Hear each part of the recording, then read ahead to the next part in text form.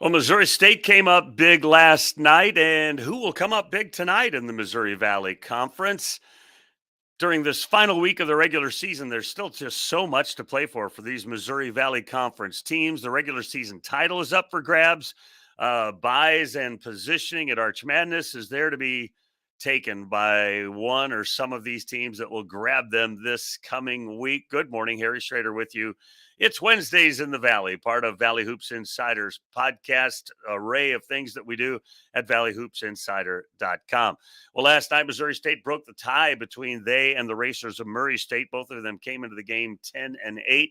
Their seasons kind of mirrored each other. Both of them had to remake their rosters in the offseason and really have struggled with consistency. Both clubs have. And last night, Missouri State got out to a big lead. Then Murray made a nice little comeback to start the second half. But a 16-0 second half run by Missouri State put the Racers away. The final was 84-69. Donovan Clay, spectacular last night. I thought it was maybe one of his best games all year long. 19 points, 8 boards, 7 assists. He was dominant. Alston Mason was really good as well. The Bears moved to 11-8. Racers, of course, 10-9.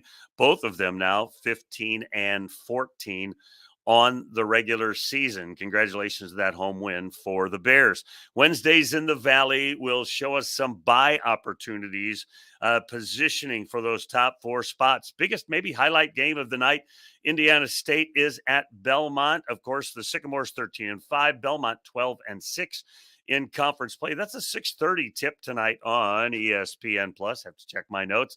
The Sycamores still have an outside shot to tie for first place, and I haven't honestly dug into all of the tiebreakers and how it would play out. As you know, they're one game behind Drake and Bradley. Both of those teams play one another on Sunday, and so the loser of tonight's game, the winner of Sunday's game, could lose tonight. You could end up with a 3-way tie in the Valley. Don't know how those will all break out. It's a tough game for the Sycamores. They have to go to the Curb Event Center where Belmont is really outstanding, and they are down a man, and a big one. Cameron Henry will miss tonight's game with concussion issues. I don't know how long he'll be out. You remember he got injured over the weekend, continued to play, and that doesn't surprise me. Guys kind of fight through things, but further tests and looking into things, they decided they better be careful with Cam Henry, and good for Josh Schertz and his team to take care of their player. I wonder how long Cam will be out. So they'll be a little shorthanded and playing at a very difficult place to play, the Curb Event Center. Belmont's fighting with the Sycamores and Southern Illinois for those final 2 bye spots for Arch Madness. Those 3 teams, one of them is going to play on Thursday night, and that's just an amazing kind of a scenario for one of those outstanding teams. Belmont, 19 wins on the regular season, one of only 4 NCAA teams that have won at least that many games over the last 18 seasons. If they get one win in their final at least 3 games, they will reach 20, of course, and it'll be the 13th straight season for Belmont to reach 20 wins. Sycamore newcomer Corvassier McCauley, he will be the Missouri Valley Conference's newcomer of the year and has a shot at becoming an all-conference player as well. Belmont's Ben Shepard will be an all-conference player, and he is a candidate to be the Larry Bird Trophy winner. Listen, I think there are 8 players that could be first-teamers and probably 4 that could be the conference player of the year. It's going to be a tight race there as well. This is the only meeting between Indiana State and Belmont this year because of the way the Valley decided to divvy up the games. Northern Iowa is at Southern Illinois. Of course, the Salukis are one of those 3 teams trying to be one of the 2 teams that receive the 3rd and 4th bye. That's going to be a 7:00 game on ESPN Plus. The Salukis 12-2 at home. Very difficult place to win for Northern Iowa. SIU's home loss at Bradley ended their chances at maybe winning the regular season title, but they continue to play to avoid Thursday in St. Louis. With a win, UNI would move into a tie for 7th place with Murray State. Player of the year candidates on both teams, obviously Bowen Bourne, that scoring guard for UNI, averaging over 18 a game. Marcus Tamask, theoretically, playing his last home game at Southern, the 6'6 senior, does it all for them. He's averaging almost 17 points a game, nearly 6 rebounds, nearly 4 assists. The senior ranks high on a ton of SIU statistical career categories, and he is no doubt going to be a Hall of Famer and a Saluki legend. The Master fellow senior Lance Jones been in a scoring slump lately, and if he can get going, Southern can be a very dangerous team at Arch Madness. If he doesn't, it could be a disappointing finish for Southern Illinois. For Northern Iowa, they're trying to get right for Arch Madness. Titan Anderson, of course, continues to lead the league in rebounding, over 9 a game. And that's a very young team. Of course, Bourne is a third-year sophomore, but Anderson's a sophomore, and a bunch of freshmen play an extremely young UNI team this year.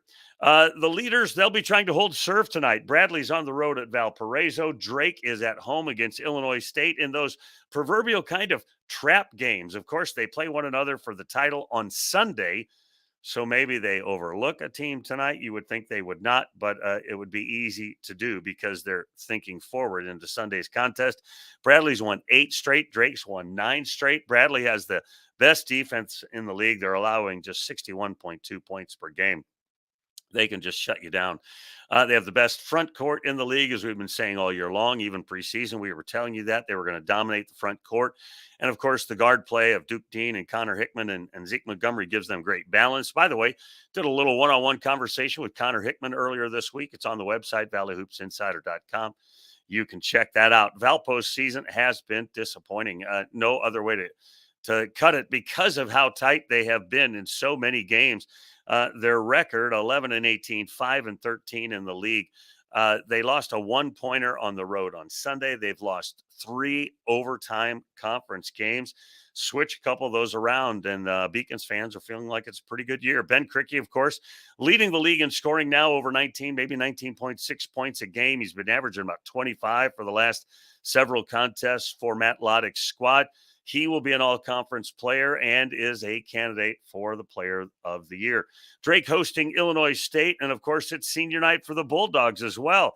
And we believe, we're just understanding that Roman Penn, Garrett Sturtz, and DJ Wilkins really will be out of eligibility after this one. What a career for those 3. Penn, the all-time leading player in assists at Drake. DJ Wilkins, the all-time leader in three-point conversions.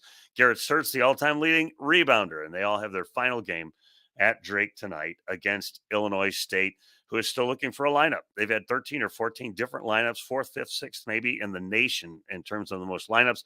Ryan Peden told me on Monday, he said, we're still looking. We're still trying to figure out who will play well together.